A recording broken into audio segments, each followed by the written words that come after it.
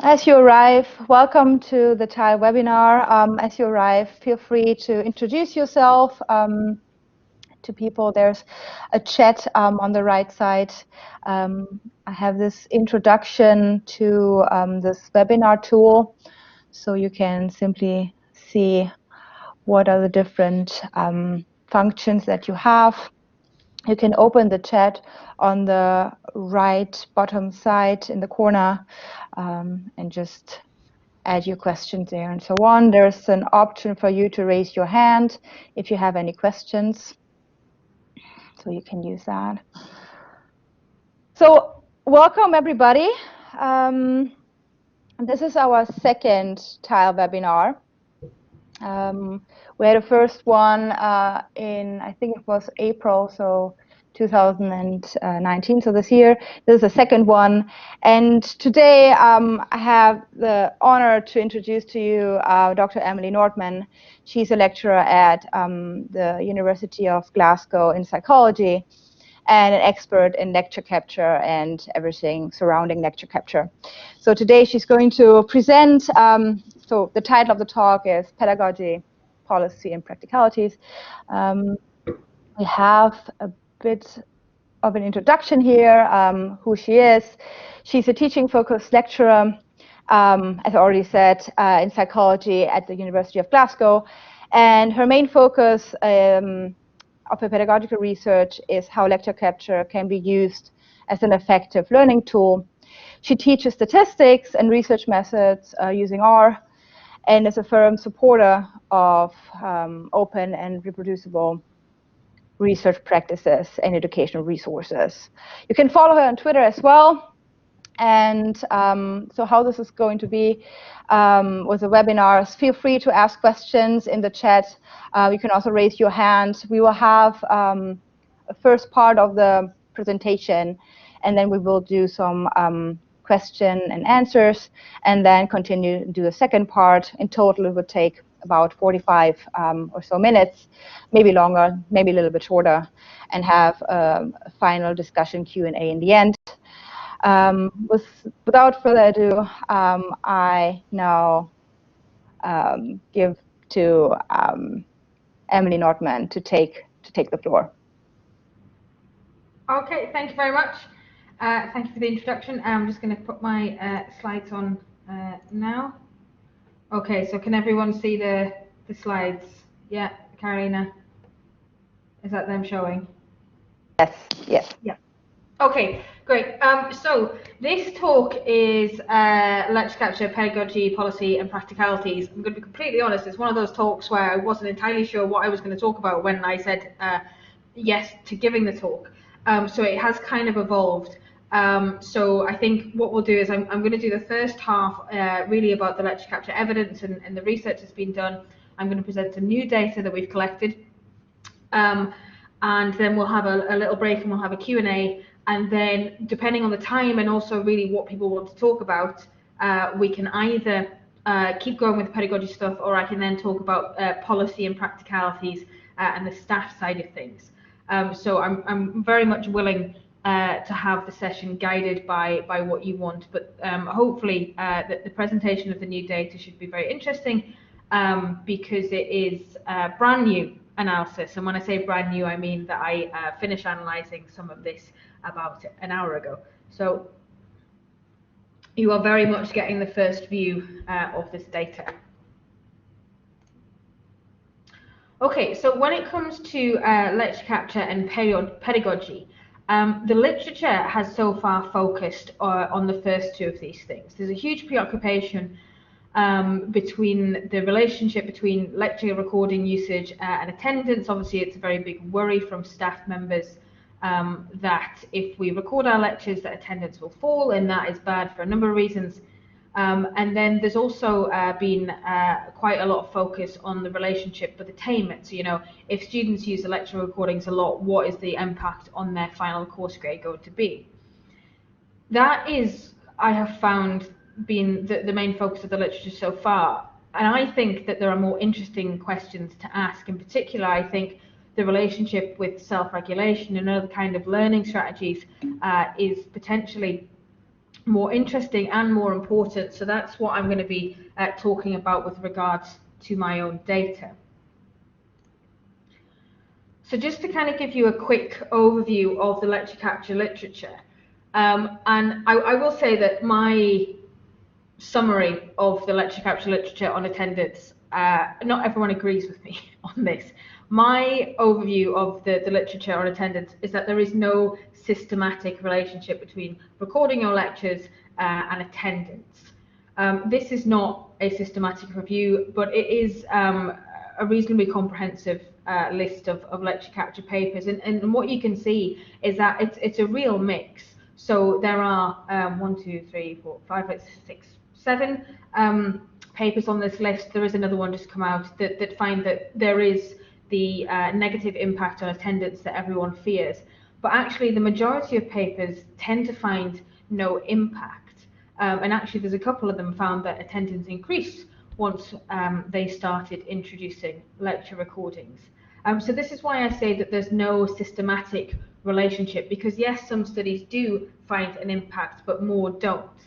And I think the key thing when we're talking about attendance is that we know that there are moderators for this effect.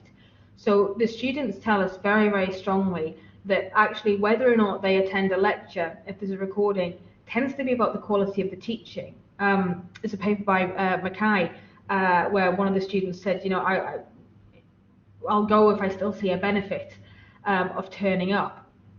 We also know that the time of day seems to interact with lecture attendance. 9 a.m. lectures are a struggle, and we know that they're perhaps more likely to be affected by lecture capture. But there's also things like, you know, just how interested they are in the course, for example.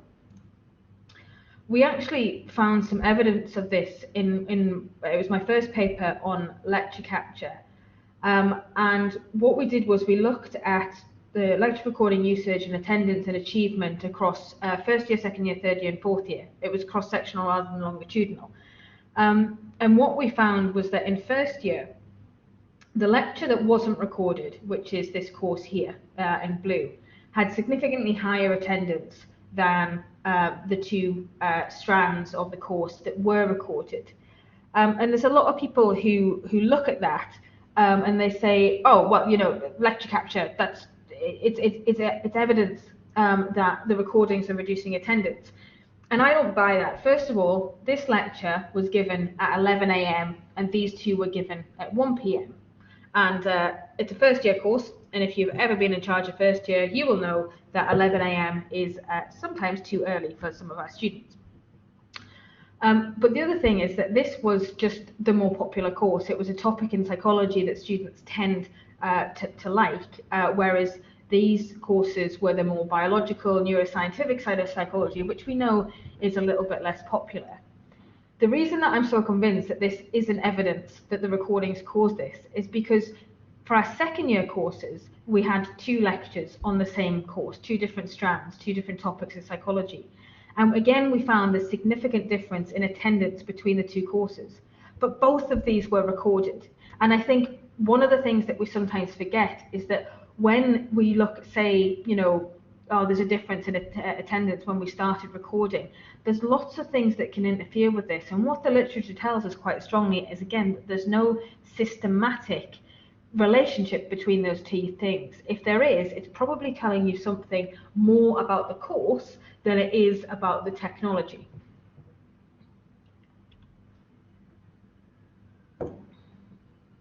When it comes to attainment, I think that the literature is a little bit clearer in that it seems to be that supplemental use of lecture recordings is better than just watching the lecture or just attending the live lecture. So there was a study by Boz et al. That found this. So the supplementers did best, then the ones who just went to the lecture, then the ones who just watched the recording, and then obviously those who did neither at the bottom. And we also found that for first year students, that supplemental use was predictive. So the more they went to the lectures and independently, the more they watched the recording, the better they did. We also know that, you know, maybe not in terms of their final grade, but we know that lecture recordings can be very helpful for certain groups of students. So non-native speakers in our sample, the first years the non-native speakers use the recordings more, which I thought was a really nice result, because this is the first semester of first year. It's when their language difficulties are at their peak and they're using the resources that we give to them. But there's also the more qualitative studies where students are reporting that the provision of lecture recordings really helps them. If they've got physical and mental health conditions, their attendance is maybe sometimes problematic, but it can also do things like reduce anxiety about note-taking and lectures. And I think sometimes we forget just how difficult it is learning how to learn in lectures. Note-taking lectures is a real skill and it takes time to develop. And if you're coming in at first year, you've never done this before, having that safety net of the recording is a huge benefit, because it allows you to make mistakes without actually impacting your learning. As I said, the literature so far tends to have been focused on these two things. What's the relationship with attendance, and then what's the relationship with final course grade. But it's been very much in terms of how much students use the recordings rather than how they use them. And I've become fairly convinced over the last couple of years that we're just asking the wrong questions and we're concerned about the wrong thing. How many lectures students watch, minutes and seconds viewed. This is interesting and it's informative, but only to a certain degree.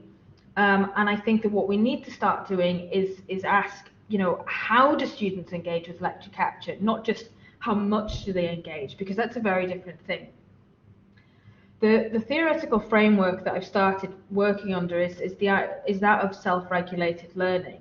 So there are several different models, but they all tend to converge on something like this. So there's a forethought stage to learning, which is where students, take control of their own learning. They're thinking about goal setting and planning. There's some kind of motivational, self-efficacy stuff going on there. That they're thinking ahead about how they're actually going to engage in their learning.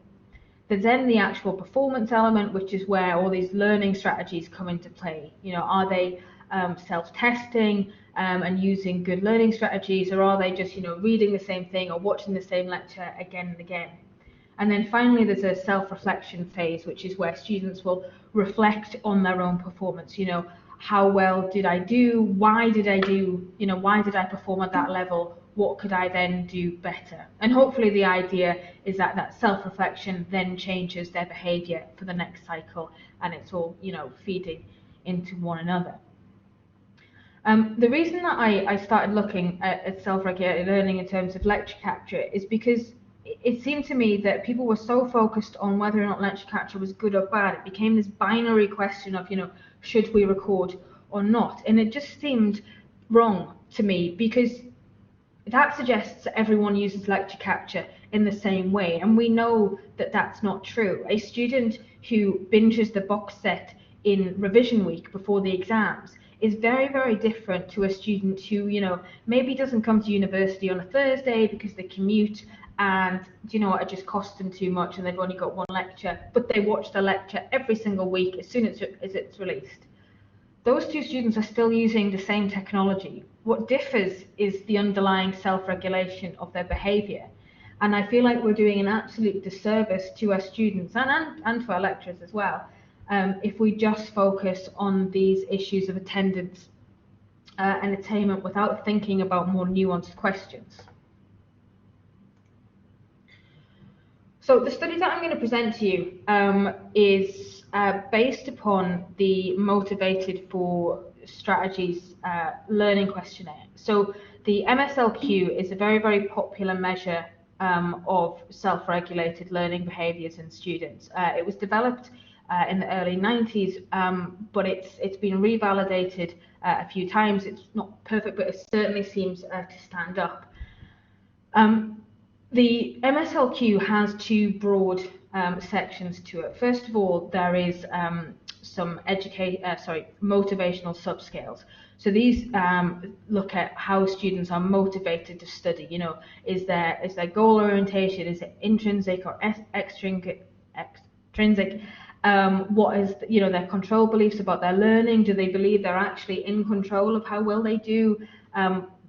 What is their self-efficacy and their test anxiety, and so on. The second section of the MSLQ concerns learning strategy. So this is that performance stage of the learning process. And this is, are they just rehearsing things? Are they repeating things over and over again, rereading or rewatching? Are they involved in elaboration? So this will be where, you try and add to your notes. You try and connect what you already know, what you're learning, to things you already know, building connections, engaging in deep processing. Organization is about, trying to find the connections between different things and organize your learning into, getting an overview of what's happening so that you can structure all of the things, that you're getting from the lectures into different spaces. Critical thinking, it should be fairly self-explanatory. It is whether or not students are actually critically evaluating the research that they're presented with in lectures. Metacognition is that, how well, sorry, I suddenly started feeding back on myself then, it knocked me off. Metacognition is how well you are able to evaluate your own performance. Do you understand how much you're learning and why that might be? Time and study environment is essentially time management. Are you planning your time? Are you planning your studying? Do you know when your deadlines are? All that stuff. Effort regulation is whether or not you can actually regulate your workload throughout the term. So, this would be your classic case of a student who works every week rather than someone who binges. But it's also about, do they keep going when things get tough? If things get difficult, do they give up? Do they try and find an easier way out? And then hopefully the last two are fairly self-explanatory. So peer learning, how much they, use their peers, and then help seeking, whether or not they're likely to go to their lecturers and tutors and so on and use the forms of support that we give them. The reason I have taken the time to actually explain what all these are is because it's quite important.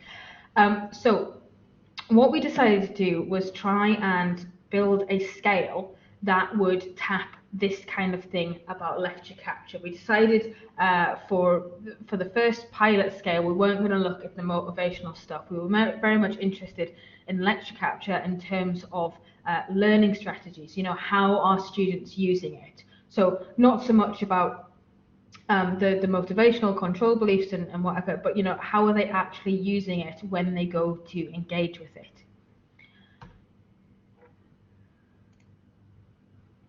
So we've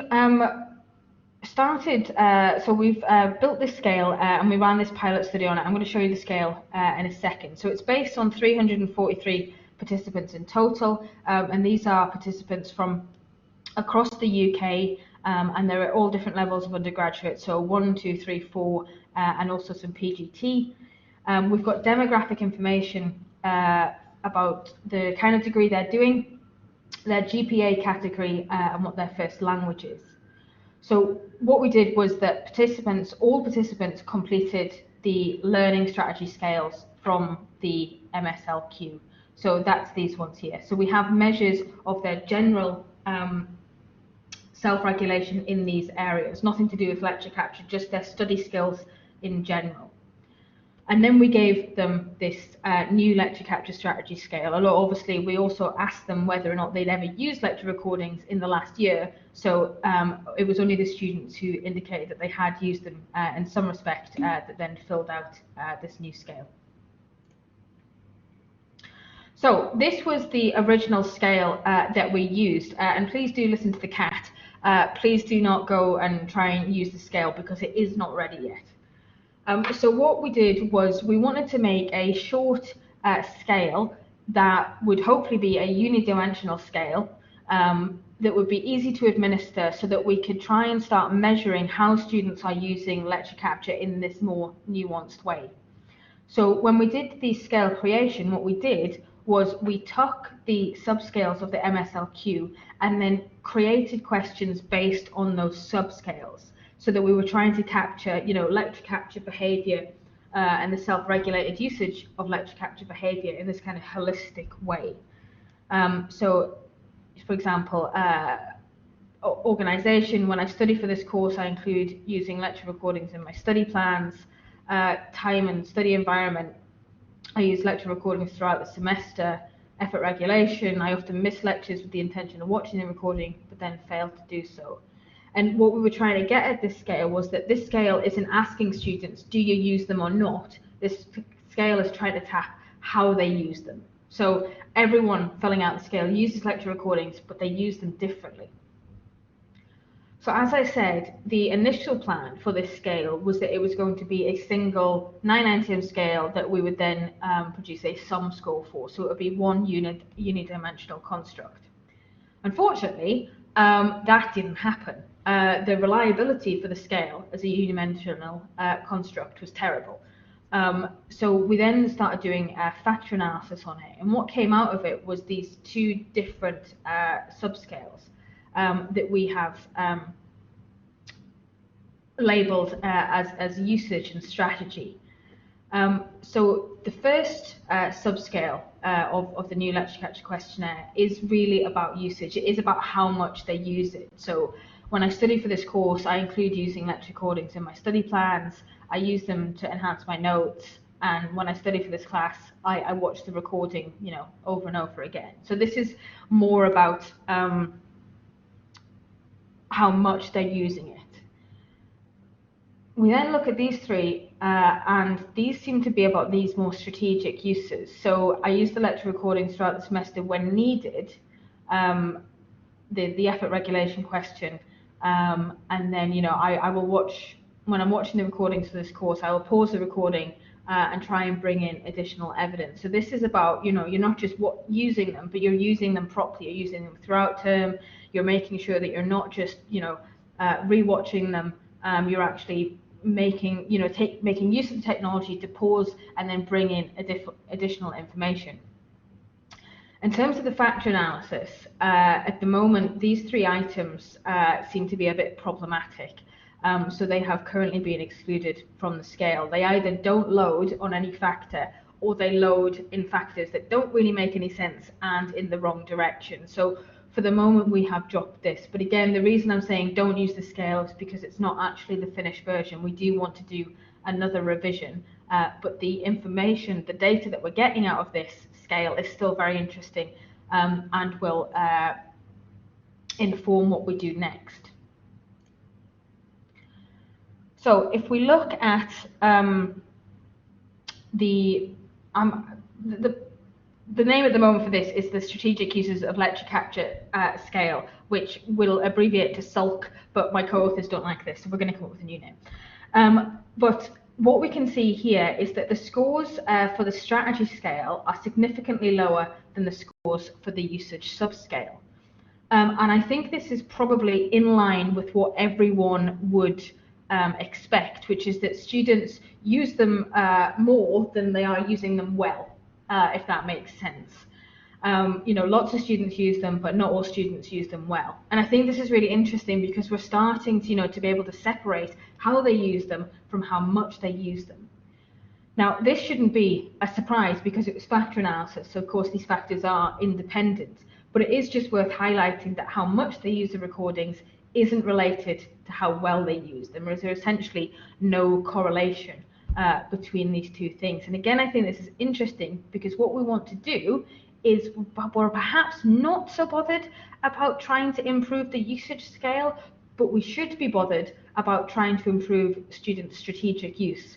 So we can actually see what's influencing the different factors, the different scores.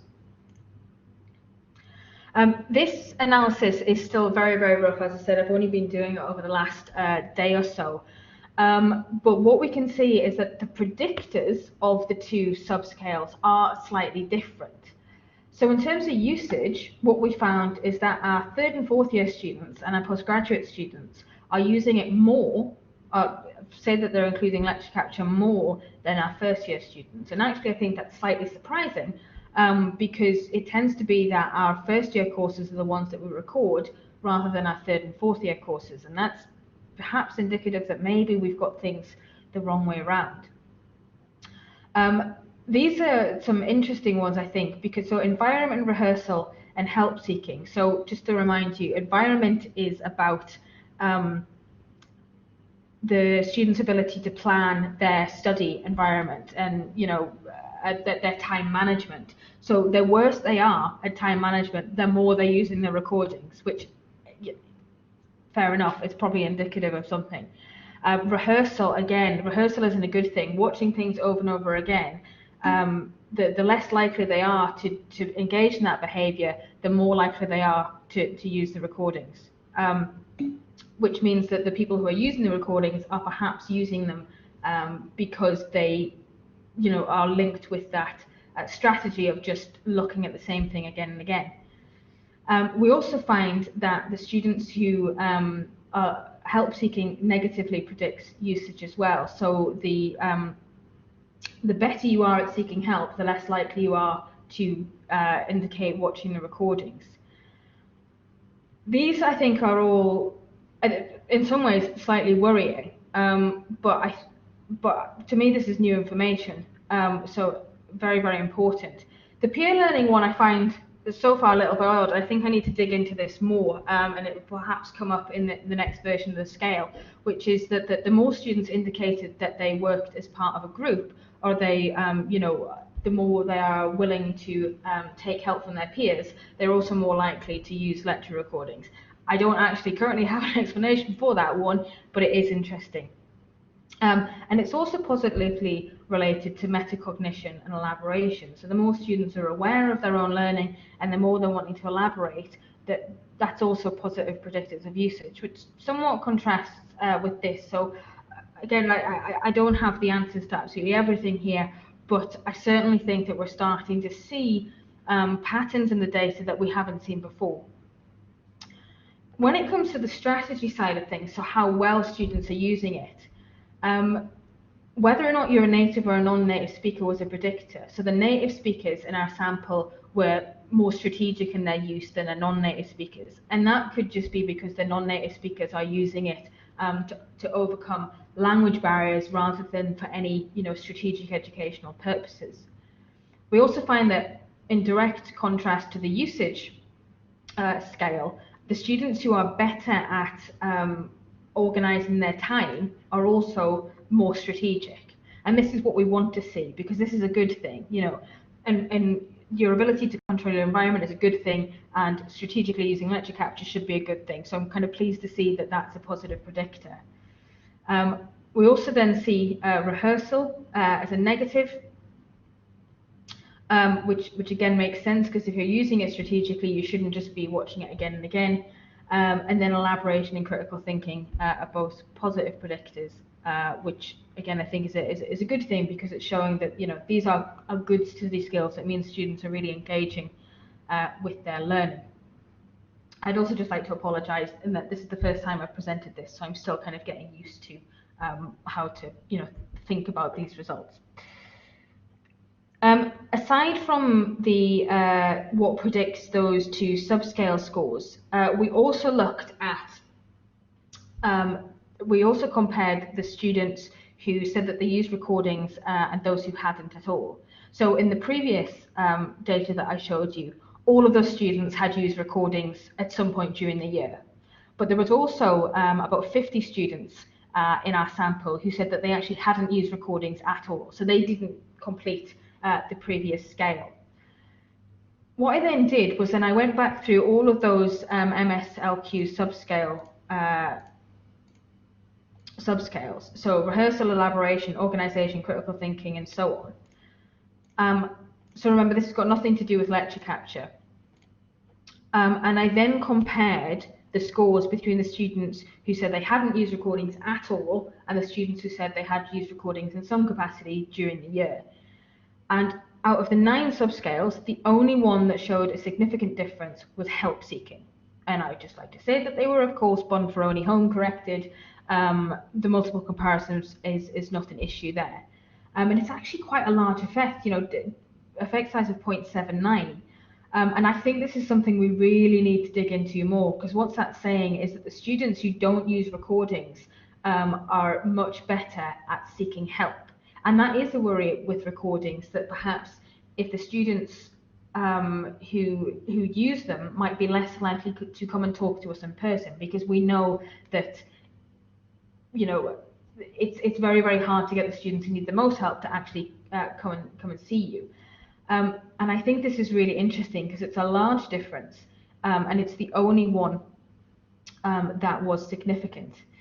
It's also had a quick look at the association between whether or not they used the recordings in GPA category, and there was none. You kind of get the same profile of grades for those who used it and those who haven't. So it's not that this is being driven by, perhaps the students in one category being better, the students who don't use the recordings being better than the students who do. It seems to be something about the way they self-regulate and help seek.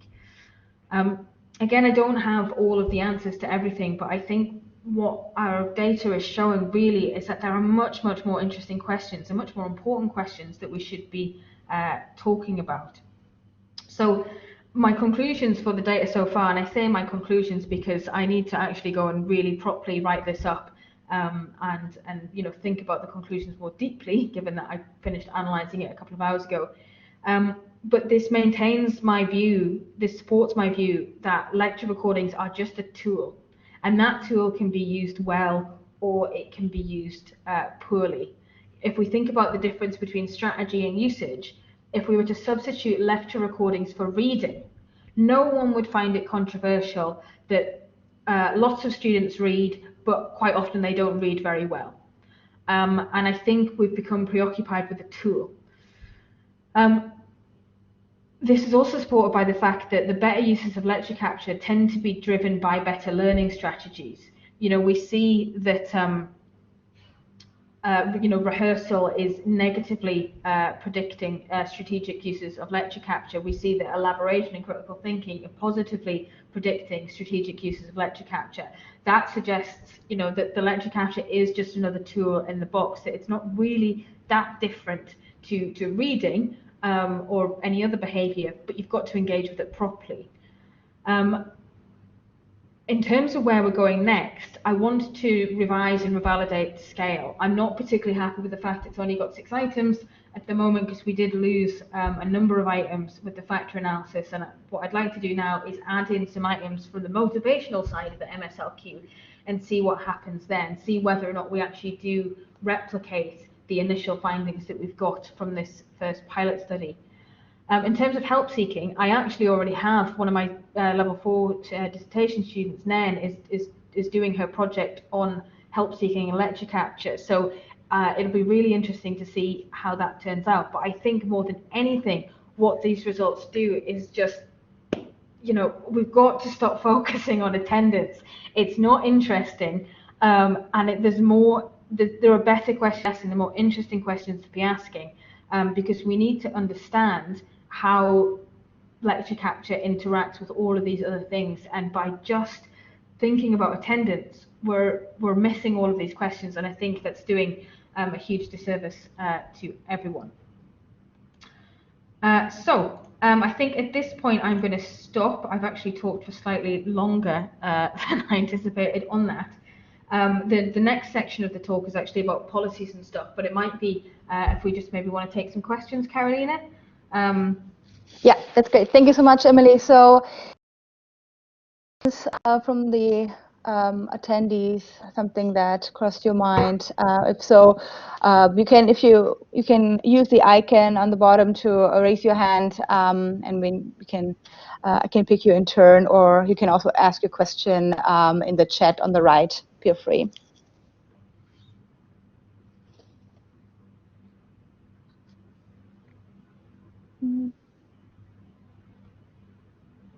Anything?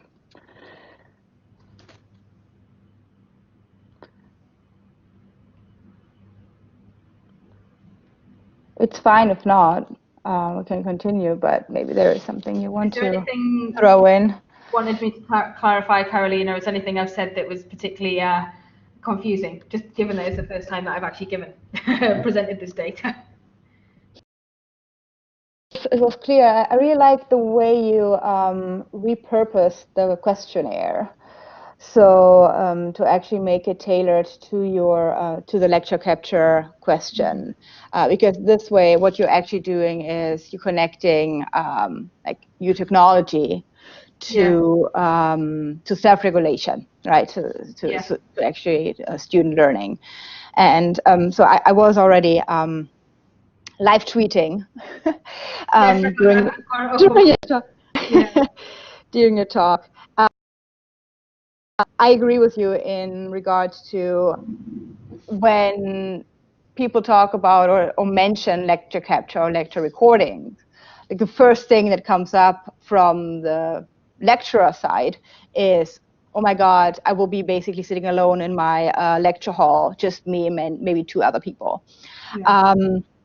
But I think it's important to think of additional factors that mediate that attendance, and to think about where lecture capture is actually really, really helpful, and when it's really, really helpful for students, because it is something that is coming in the future. So we cannot basically, there's no way to avoid it in higher education. It's going to come.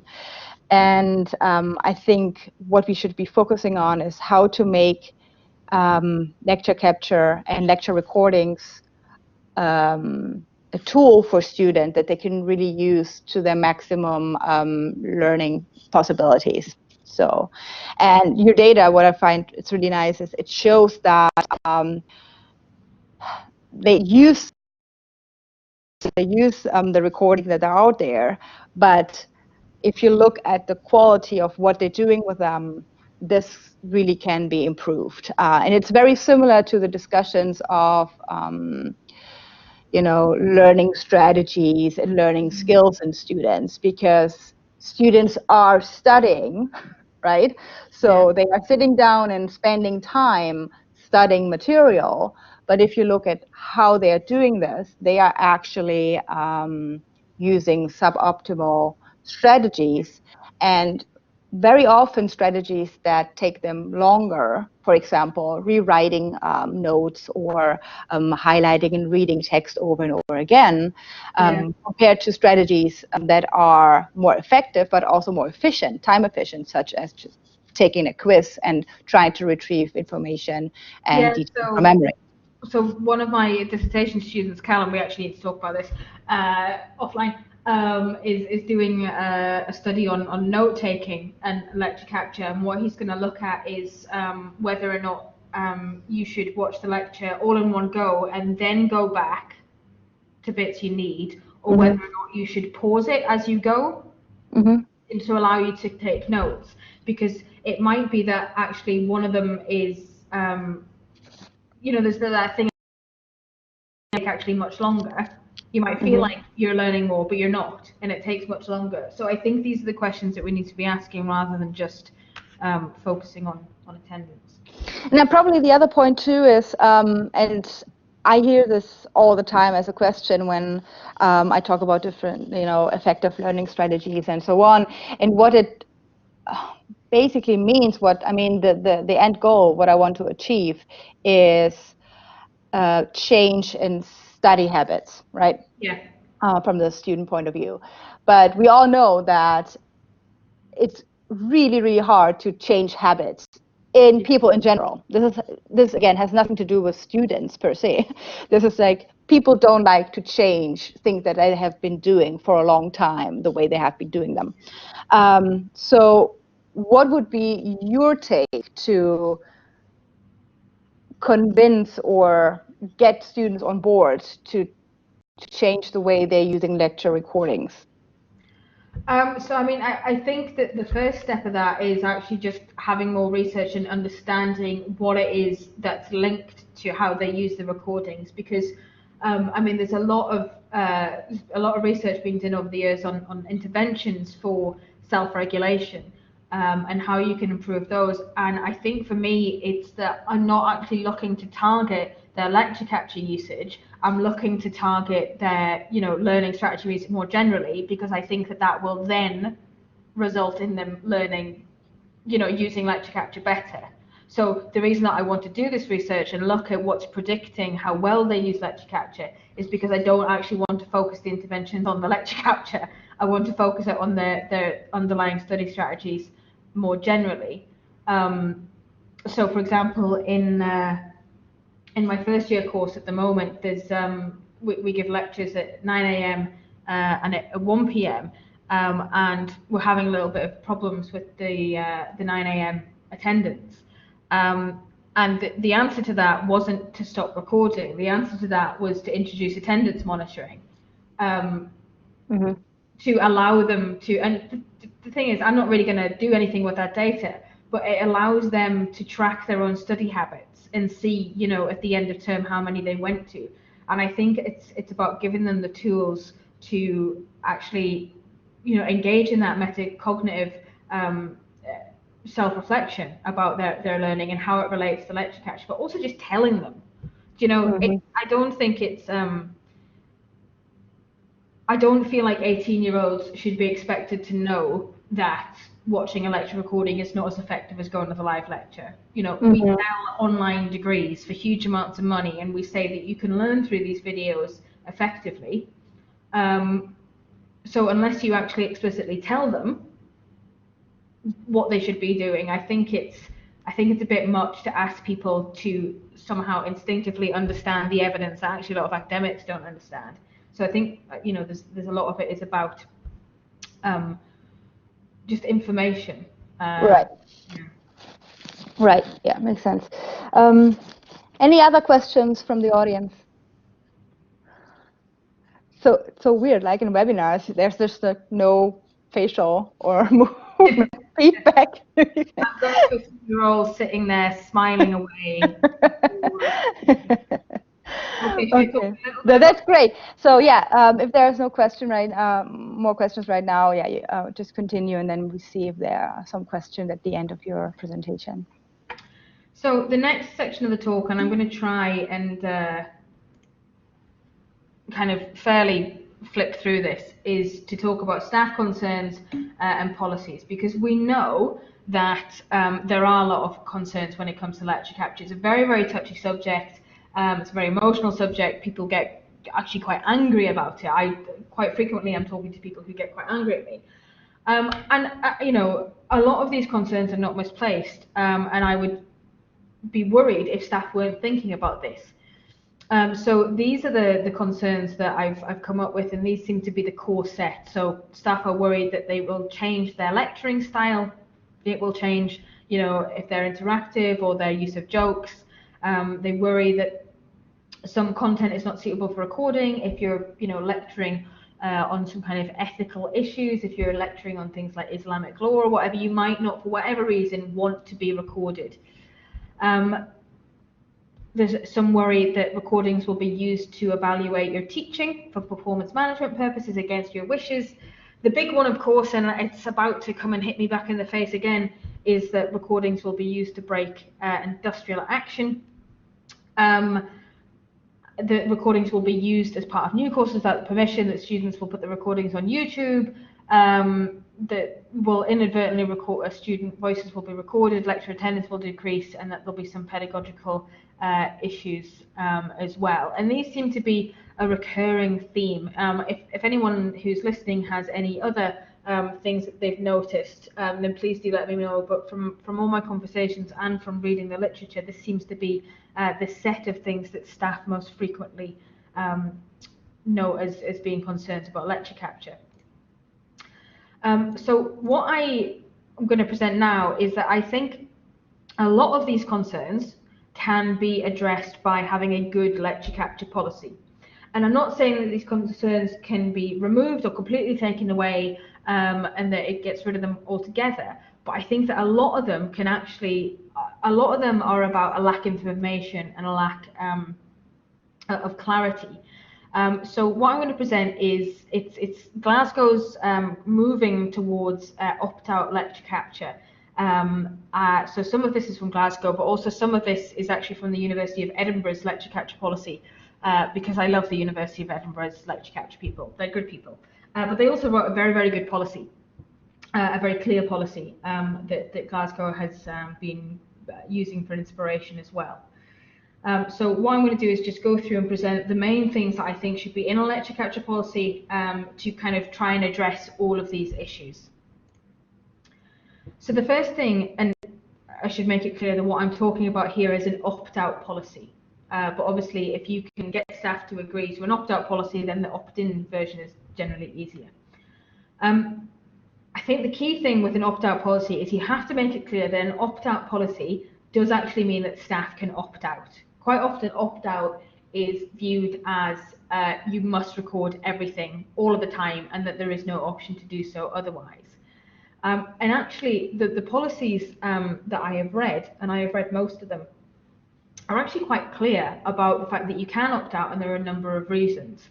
I have misplaced my slide. So one of the reasons, there are teaching approaches that may not be suitable for recording. A lecturer should not change their teaching approach. If there are ethical or privacy reasons, you don't have to do it. If there are personal reasons to make it be recorded, essentially, every reason you can think of for not wanting to record a lecture is there. So you just have to opt out, citing one of these reasons.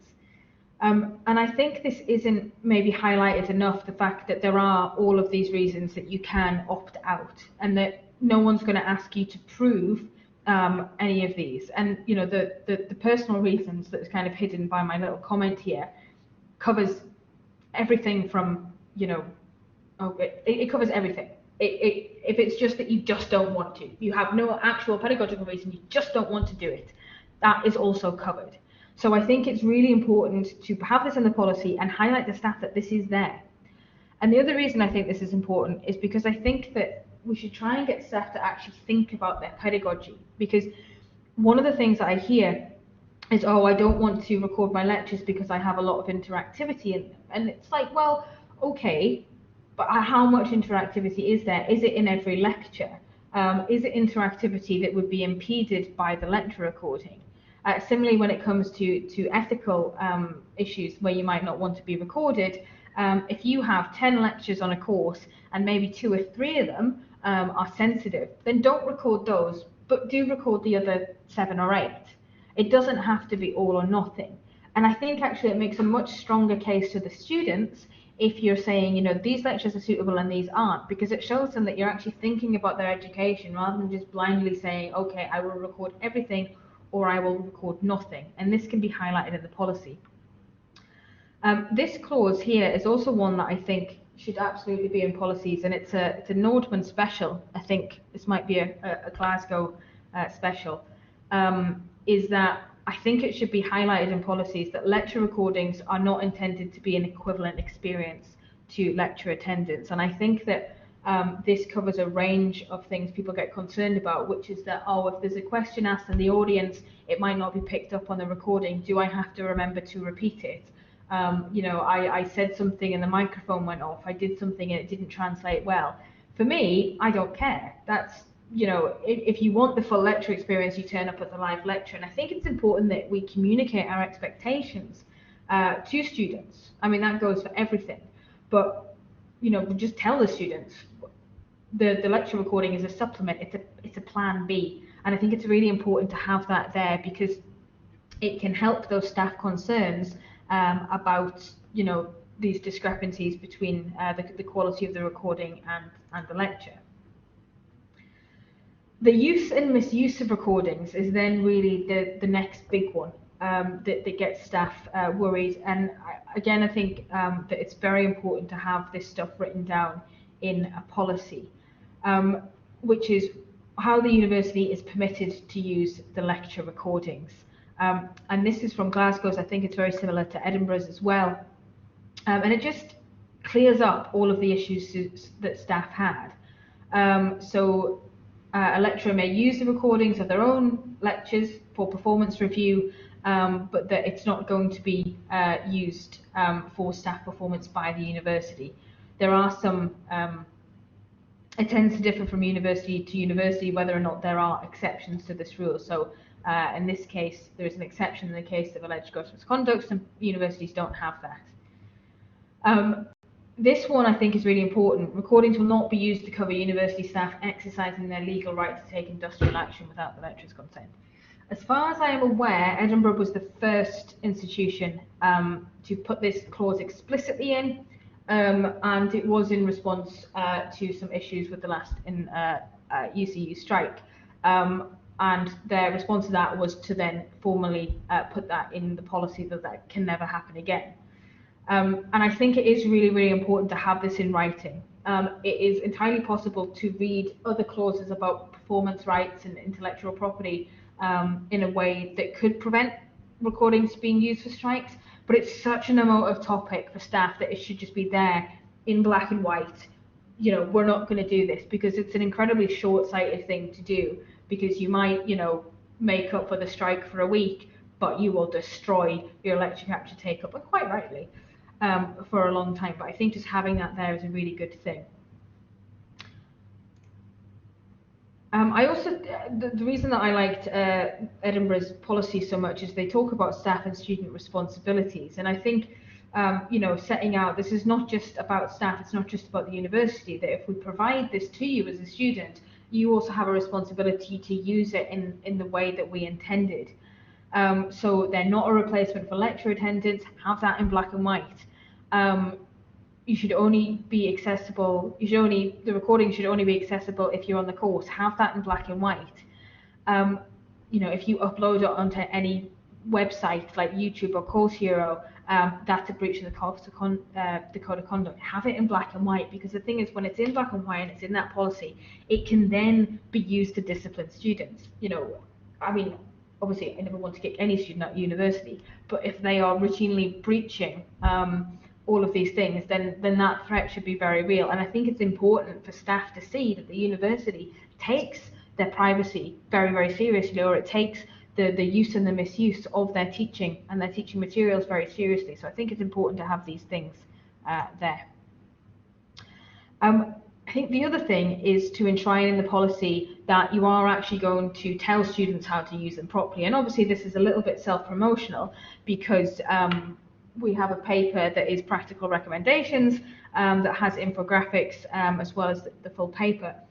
But I think that should be, you know, that pedagogical support should also be part of the literature, so that you can, should be part of the policy, so that you can try and alleviate the concerns of staff that students are going to use it badly, because, you know, they still might, but you're at least doing everything you can to support them and to show them how to do it properly. And then there is also, I think, a need to have staff responsibility, which is that, you know, staff should apply discretion, they should pause recording if they need to, and they should think about, you know, which lectures they want to record, and, you know, weighing up the pros and the cons. And also, I think this one is important as well. So performer rights reside with the lecturer. So performers' rights are that the university owns everything that we make. That shouldn't be news to anyone. The institution you're working for owns the teaching materials that you create whilst you're working for them. But when it comes to lecture recordings, the guidance from JISC is now that lecturers should be given performers' rights, which means that they cannot be used for another purpose other than, you know, the core purpose they were intended for. So this means, this is the one that would cover industrial action, but it also means that your recordings can't be put onto a new online course and sold, that you have to give your permission for your performance to be used in any other way other than the essential purpose. So that is also, I think, important to have in there. There are then a bunch of kind of school and institutional responsibilities, and this is largely about the practicalities of lecture capture. You know, they're going to provide pedagogical guidance, ensure that the recording equipment is maintained, schedule automated recordings, all of this stuff. And I think the key thing about this is it's great to have this stuff in writing, but you actually do need to think about, as an institution or a school, you know, when we say the university, who is that? Who is, you know, the university will ensure that recording equipment is maintained. Who is the actual person who is going to go in there and check whether or not it's not working? You know, if you say you're going to provide pedagogical guidance to students, where are you going to provide that? And these are all the dots that need lined up, because this is the stuff that can exacerbate staff concerns when, you know, it's great that it's in writing, but actually how are you going to follow through on that? So the recommendations for staff, actually, I'm going to skip that because I'm going over time. This is basically the same thing, as I said, in terms of the practicalities. You know, you need to be very, very clear to staff whether or not they're going to be audio recorded or video recorded. Can they switch between the two? What are you going to do about subjects like mathematics that might use, you know, chalkboards a lot? Can lecturers pause the recordings? How do they do that? How are you going to let the students know that they're recording? Who is the one that's going to upload it to the VLE? And actually, how do they opt out? If we give them all of these reasons, there needs to be a nice, easy system for how people opt out. And a lot of the staff concerns, I think, just come from a lack of information, is that no one actually explains this to them. And I've become very, very aware of this myself, having moved to a new institution in the last year, about, you know, where does this information come from? And a lot of it is just hidden on a website, and that's not really good enough, because people are not going to go and look at that. You know, academics are just as bad as students. We're not going to go and look for the information unless it's put in our face. So we need to be more mindful about the fact that staff need information just as much as students do. And this is where a lot of the worry comes from. Finally, I also think that it's really important to tell staff what the point of recording is, because a lot of the time I think people think that the point of the recording is to improve the NSS. And don't get me wrong, you know, we're all cynical and have had our souls destroyed by the NSS. And it is a factor, but there are also all these other things. You know, it's a hugely accessible technology. It helps with widening participation in non-native speakers. It can support students with mental health problems, of which there are an increasing number. But then there's also that stuff about the fact that it can actually improve general pedagogy and study skills. You can try and use lecture capture to have a conversation about note-taking and so on. So I think we have to try and convince staff that it isn't just about the NSS. It isn't just because the students want it. Sorry, yes, Carolina, the National Student Survey in the UK, it's the thing that students fill out when they graduate, or just before they graduate, and it's used to beat us quite a lot. So I think it's really important not to focus on the cynical side of lecture capture and actually give staff the positive case for doing it. And I think if we can just make all of those concerns, the answers to those concerns clear, and give staff the evidence base, then hopefully we can try and reduce those concerns. I'm not saying they will go away completely, but I think there's a lot that we can do to mitigate how worried people get, and rightly so, because it is a huge change if you're not used to it. And I think that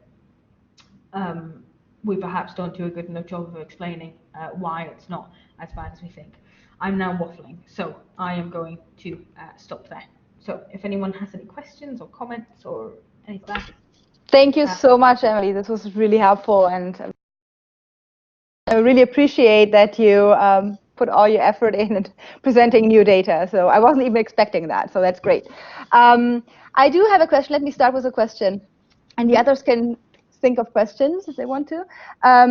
So I think one concern, I read about it a while ago, is that lecturers, staff may have, is that when they are lecturing, they may make errors in explaining something, or misrepresent something, or be not as specific as they wanted to be, and so on. And in normal lectures, this just goes away because you're not recorded. But if you're recorded, it's on record. So what would be your suggestion there when this happens? And yeah, what would you say?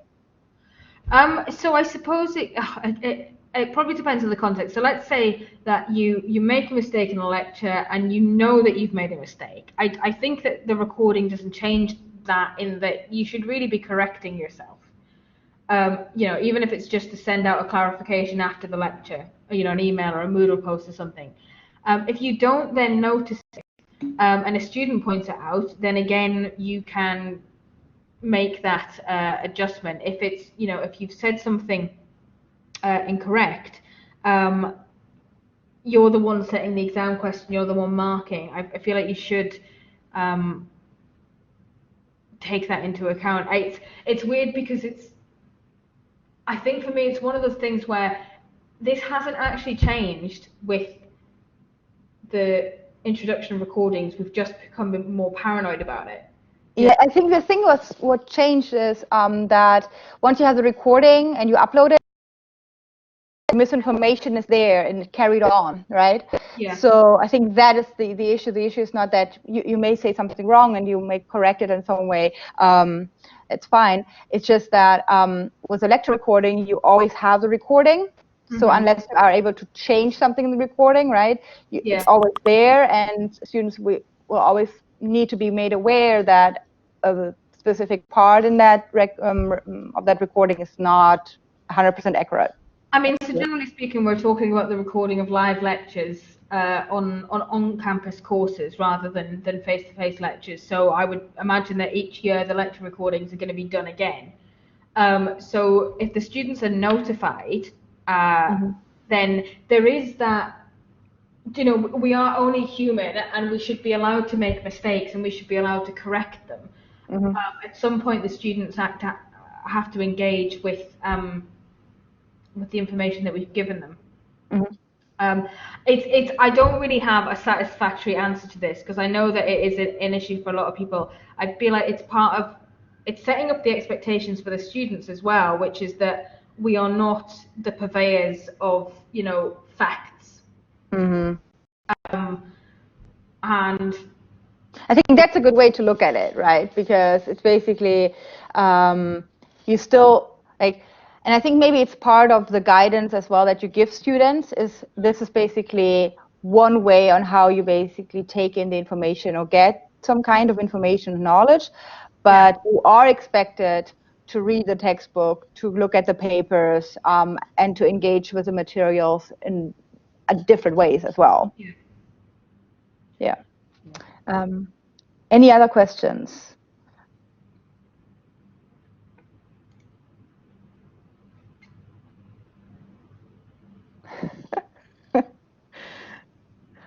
Someone's joining us. Someone new. Great.